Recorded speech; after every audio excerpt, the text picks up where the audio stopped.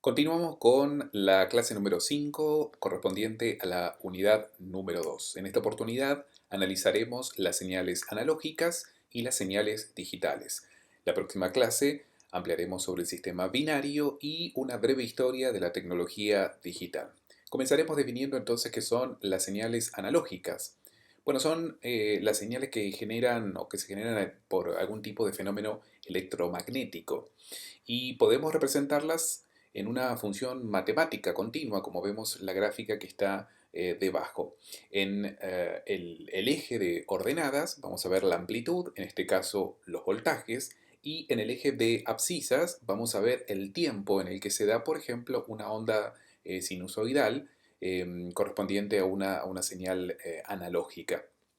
Y como decíamos, vamos a medir tanto la amplitud como en función de ese tiempo. Y por lo tanto, la gráfica que ustedes ven representado en color azul es finalmente la información. Esa información son los datos que contiene.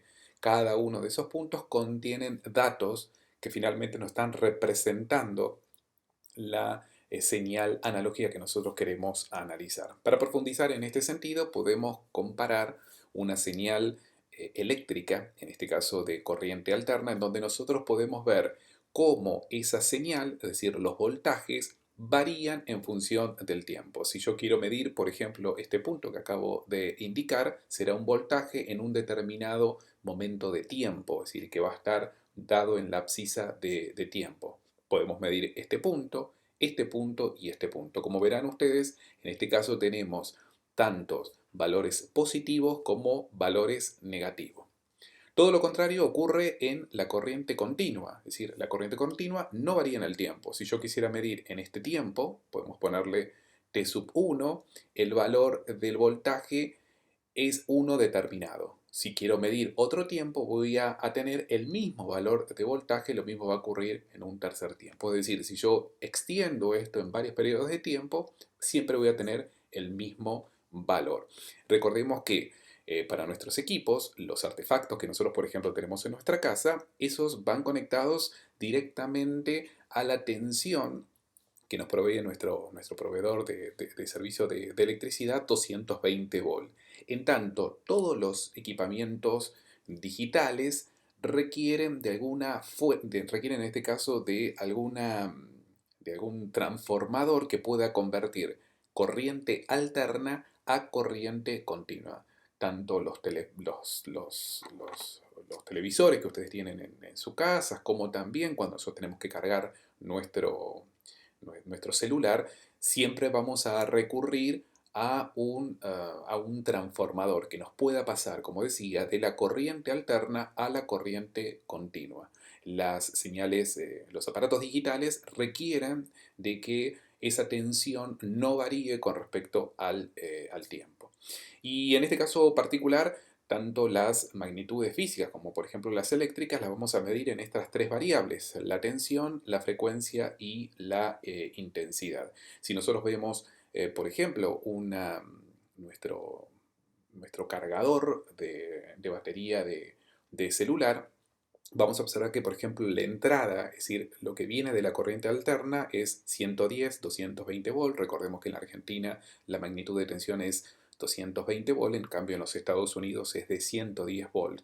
El segundo dato que nos va a aparecer va a ser los hertz, es decir, la frecuencia que vamos a tener ahí, es decir, los ciclos por segundos que se va a repetir esa señal en el caso, por ejemplo, de el- el transformador que yo utilizo para la carga de mi celular indica entre 50 y 60 Hz. Recuerden que va cambiando esta magnitud. Cuando nosotros hablamos, por ejemplo, de una frecuencia medida en 10 kHz, hablamos de 10 al cubo. Cuando hablamos de 10 GHz, estamos hablando de 10 a la sexta potencia. Lo mismo cuando hablamos de 10 terahertz, estamos hablando de 10 a la novena potencia. En el caso, por ejemplo, de la salida, lo que nos va a entregar para poder conectar esto y poder cargar la batería de nuestro celular, nos va indicando simplemente dos datos. En este caso, la tensión, que va a ser continua, de 5 volt, y los amperes, es decir, la intensidad, que va a ser de 1,55. Si ustedes revisan todos sus transformadores, todos tienen esta especificación técnica. En el caso de uno conectar un transformador que no correspondiese, bueno, estaríamos dañando nuestras unidades, en este caso digitales. Pero, como les decía, no son las únicas magnitudes físicas las eléctricas. También existen, por ejemplo, las hidráulicas que miden la presión, o las térmicas, ¿sí? Que miden, por ejemplo, la temperatura. Todas estas señales analógicas son las que nosotros podemos percibir. Como les decía, todas estas señales están presentes en la naturaleza. La luz, el sonido, la energía, son todas señales que tienen una variación continua. Por ejemplo, en el caso de la luz, el arco iris, cuando nosotros apreciamos que se va una lluvia, vemos esa descomposición de la luz, ¿sí? Que claramente es continua. Por lo tanto, en la naturaleza existen señales analógicas y nosotros las percibimos a través de nuestros sentidos. Hemos sido como parte de la naturaleza que somos, nuestros aparatos, tanto de visión, de audición, o por ejemplo, todas las terminales que nosotros tenemos en nuestro cuerpo, podemos percibir claramente la radiación del sol a partir de este sistema, digamos, de sentidos que tenemos. Podemos decodificar claramente estas señales analógicas.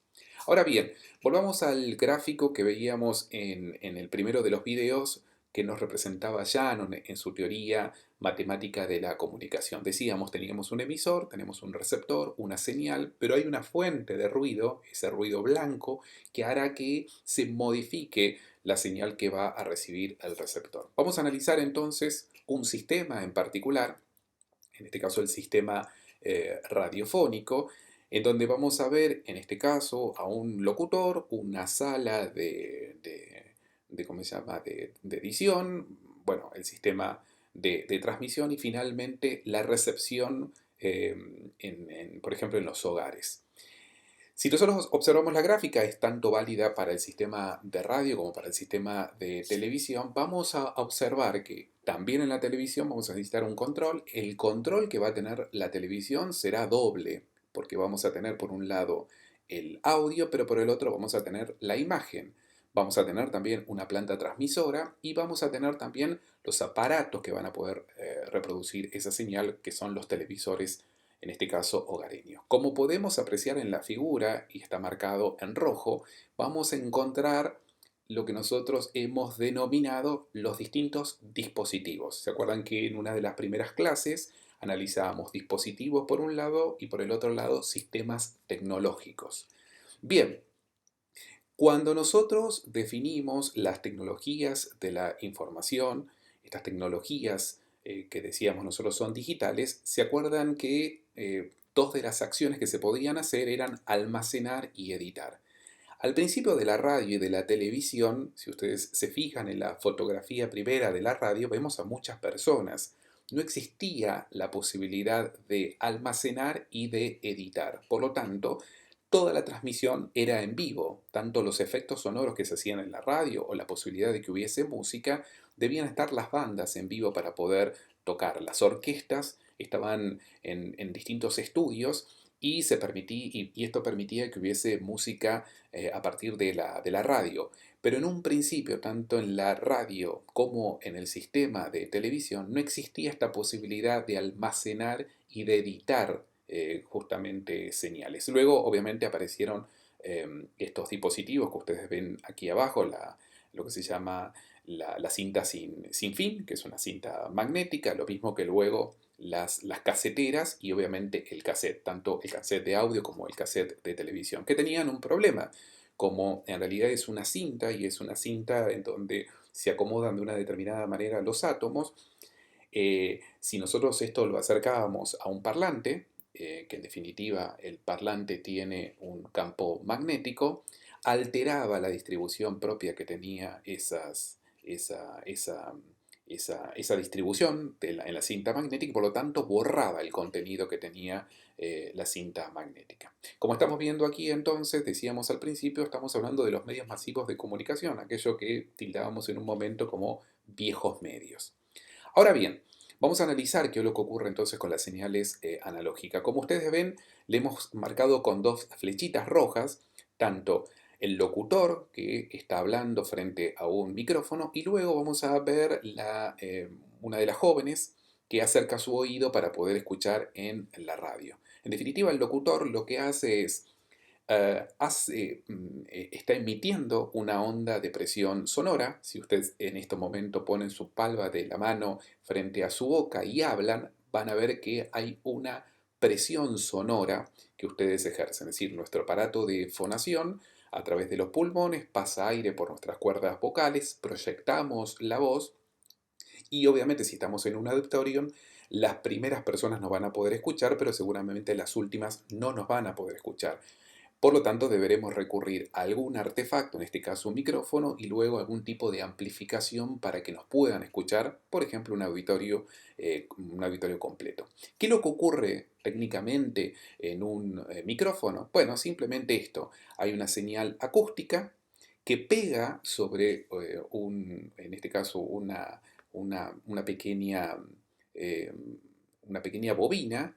Tenemos un diafragma. Ese diafragma, al pegar la cuestión acústica, esa bobina vibra y al vibrar el diafragma produce en la bobina una pequeña señal eléctrica. Por lo tanto, tenemos una señal acústica, tenemos un proceso mecánico y finalmente un proceso eléctrico. Obviamente que esa señal eléctrica es muy baja, por lo tanto requiere la amplificación de esa señal. Si nosotros pudiésemos ver, podemos ver esa señal, es la gráfica que ustedes ven ahí abajo.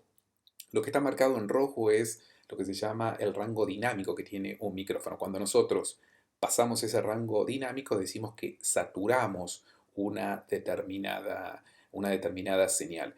Si vemos las gráficas digitales, vamos a ver cómo se mueve cuando nosotros hablamos y cuando producimos una saturación aparece un rojo que está indicando que se ha sido saturada esa señal.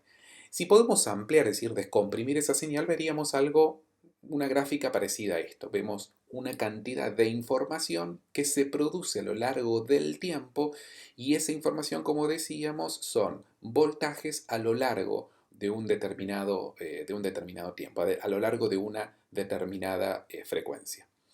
Entonces, tenemos señales eléctricas que, como decíamos, debían ser amplificadas. En esta gráfica en particular no teníamos un lugar donde nosotros poder almacenar. Hoy en día sí, ya tenemos distintos equipos donde se pueden almacenar estas señales eléctricas y luego lo que tenemos es un parlante.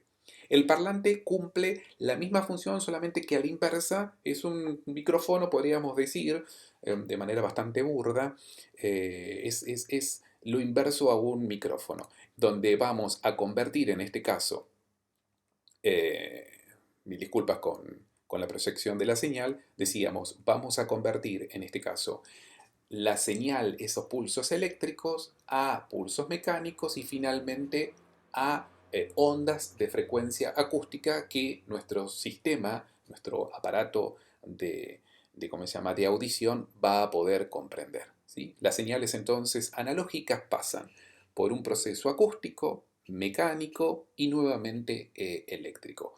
Pero bien, como habíamos comentado en la teoría matemática de Shannon, vamos a tener en esta señal eléctrica se va a producir lo que se llama el ruido, ¿sí? Ese ruido blanco que se produce tanto en la parte de transmisión como en el momento de captación de esas ondas de presión sonora.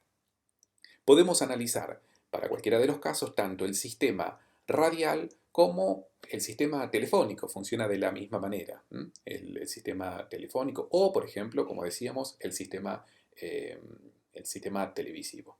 Pero avancemos entonces en las señales analógicas. Decíamos, los voltajes de la voz y del video son señales analógicas que van a variar de acuerdo a qué? Bueno, de acuerdo al sonido y a la variación que van a tener la luz. Y esas variaciones, todos estos puntos que ustedes ven, tanto de voltaje como en la frecuencia que están determinados, es la información. Ahí va a estar contenida la información, por ejemplo, la voz o en este caso el, el, el, el video. ¿Sí? Pero vamos a ver qué ocurre en esta alteración. Si yo, por ejemplo, tomase al azar un punto determinado en un tiempo determinado, que le puedo poner t sub 1, como está indicado acá, le va a corresponder un valor de voltaje. Si tomo otro momento de tiempo, le va a corresponder otro voltaje. Y así sucesivamente.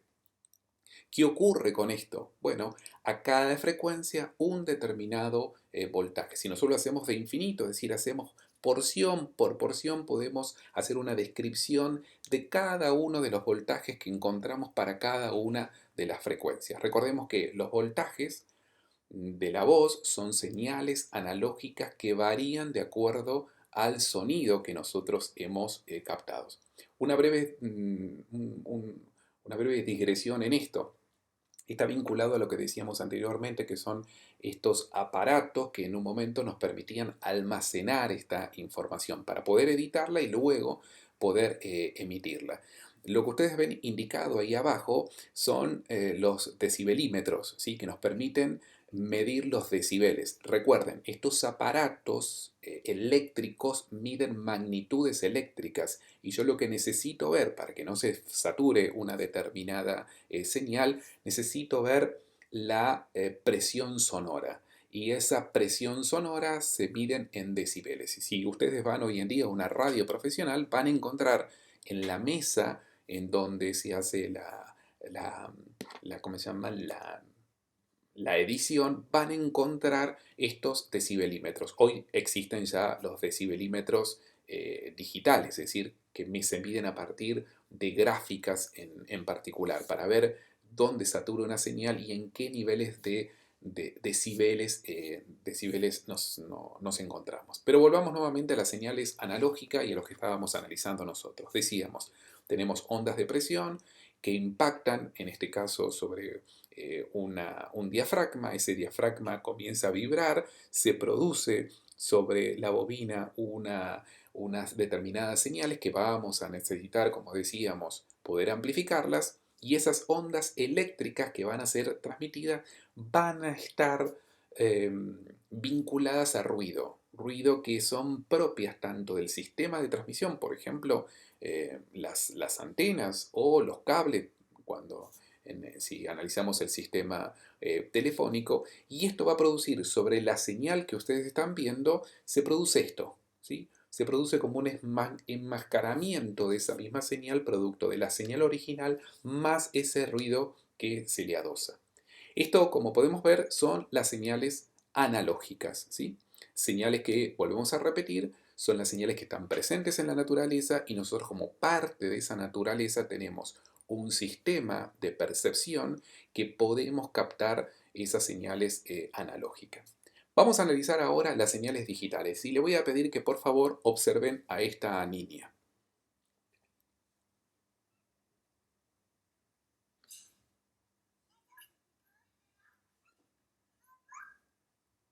Como ven, la niña está manipulando, en este caso al principio, un iPad, y fíjense lo que hacen con sus manos, con sus dedos. Fíjense cómo trata de ampliar la imagen, lo mismo que ocurre con un iPad, que nosotros podemos extender.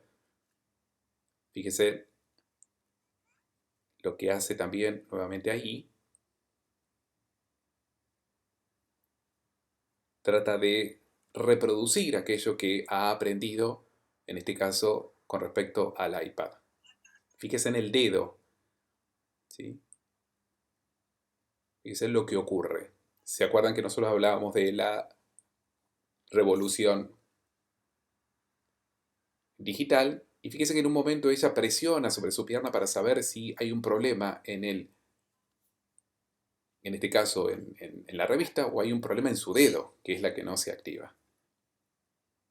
Bien, si nosotros queremos, si hacemos una búsqueda, yo les pido hacer a ustedes una búsqueda en el diccionario de la Real Academia Española, la palabra digital, va a aparecer esta definición. Digital proviene del latín y va a haber una serie de adjetivos que, por ejemplo, perteneciente a lo relativo a los dedos, referente a los números dígitos, y va a aparecer en otras más la palabra dedos. Bueno, en definitiva, con los dedos lo que hacemos nosotros es contar, de ahí la palabra digital. Son dedos y con los dedos contamos. ¿Para qué nos va a servir esto? Bueno, nos va a servir para poder entender cómo se producen las señales digitales. Por favor, observen ustedes las teclas de apagado y encendido de sus dispositivos digitales, tanto del celular, fíjense si tienen a mano el control remoto de su televisor o de algún otro aparato digital. Fíjense en cuál es el símbolo que tiene el botón de encendido o de apagado. ¿Lo descubrieron? Es este. Este es el símbolo de apagado o encendido de sus aparatos digitales. Y esto representa el sistema binario. Si ustedes se fijan, es un 1, ¿sí? Con un pequeño cierre de un 0. 0 y 1 es correspondiente al sistema binario. Esto se estableció en 1973 a través de una convención que lo hace la Comisión Internacional de Electroingeniería, que se usó como estándar para todo lo que son los fabricantes que realizan y que producen aparatos o dispositivos. Y como les decía, representa el 1 y el 0, que es propio del sistema binario. En los Estados Unidos, el Instituto de Ingenieros de Electricidad y Electrónica, a través de una disposición también, asumieron este símbolo. Y el símbolo de stand-by, ¿sí?, quedó representado por una luna creciente. Y este es el símbolo de power, que es el de encendido, ¿sí?, y el de apagado. Y fíjense en que aparece justamente lo digital, el dedo en particular. Por lo tanto, vamos entonces a analizar rápidamente el sistema binario o sistema diádico, como se lo conoce en ciencias de la computación. ¿Qué es este sistema? Bueno, es un sistema de numeración, ¿sí?, con números que están representados tan solo por dos cifras. 0, si nosotros vemos una lamparita, diríamos que está apagada, o 1 significa lámpara encendida. Y este sistema es el que va a utilizar las computadoras. Es decir, las computadoras trabajan, ¿sí?, con dos niveles de voltaje. Y por lo tanto, este va a ser el sistema natural, el sistema binario, el sistema natural que va a utilizar las computadoras. Ahora, si yo le dijese a ustedes, bueno, ¿cuántas son las combinaciones posibles de 2 bits teniendo en cuenta esto de apagado y encendido, 0 y 1? Bueno, si nosotros analizamos en una combinación de 2 bits tendríamos, por ejemplo, apagado, apagado, 0, 0. Apagado, encendido sería 0, 1. Encendido, apagado, 1, 0. Y encendido y encendido, 1 y 1. ¿Sí? Estas son las 4 posibles combinaciones para, en este caso, 2 bits. ¿Sí? Pero volvamos entonces al sistema de transmisión y veamos, en este caso, un sistema radial, ¿sí? Los sistemas con señales digitales que funcionan actualmente. Lo que ustedes ven ahí es el estudio de Vorterix, la radio de Mario Pergolini.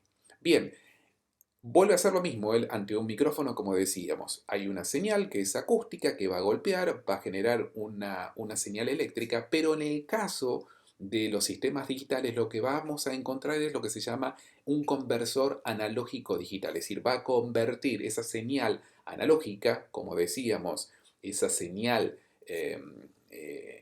eléctrica a digital, ¿sí? Las siglas por inglés es ADC y lo va a convertir en este caso en 8 bits, ¿sí?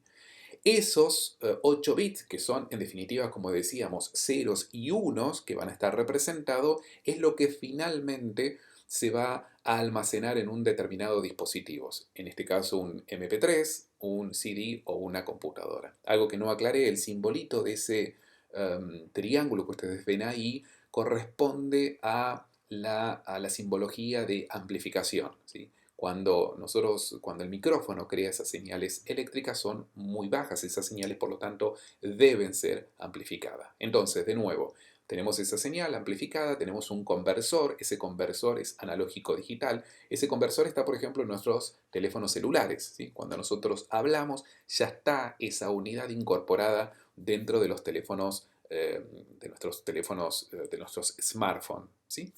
Luego lo que va a ocurrir es que por algunas redes pueden ser microondas, es decir, antenas de microondas, satélites, cable submarino o, por ejemplo, las antenas de teléfonos celulares van a llegar a nuestros dispositivos. Como les decía, nuestro dispositivo también tiene en este caso un conversor, pero al inverso, es un conversor digital analógico. Recordemos, como decíamos anteriormente, nosotros no comprendemos ceros y uno, no comprendemos señales eléctricas, sino que comprendemos señales acústicas. Y esto es lo que va a permitir que podamos finalmente, digamos, ser audible la señal que nos está llegando.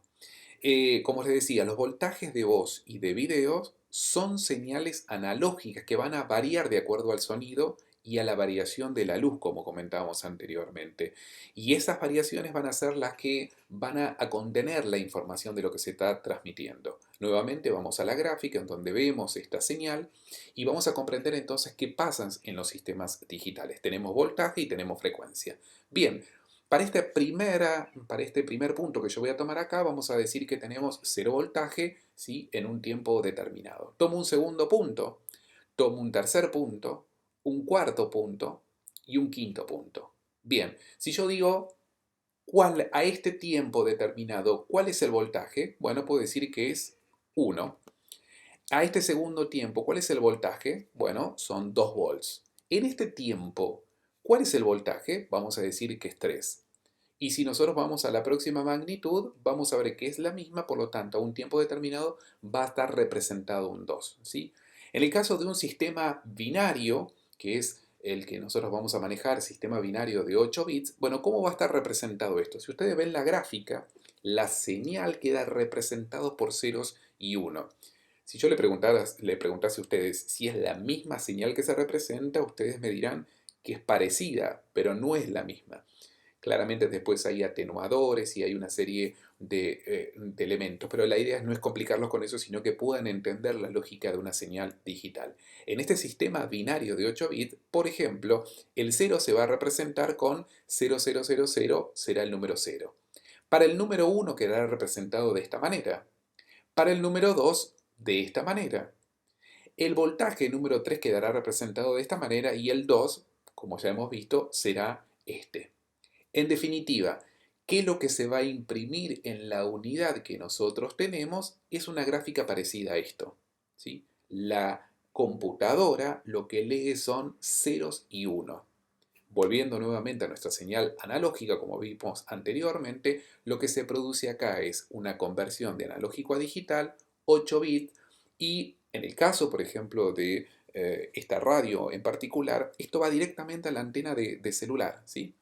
La antena de celular tiene este conversor analógico digital y luego nuestro aparato, en este caso el smartphone, tendrá el conversor a la inversa, un conversor que sea digital analógico. Las preguntas que quedan por resolver y que le queremos hacer a ustedes es dos. Una, ¿qué ocurre con el ruido en la señal digital?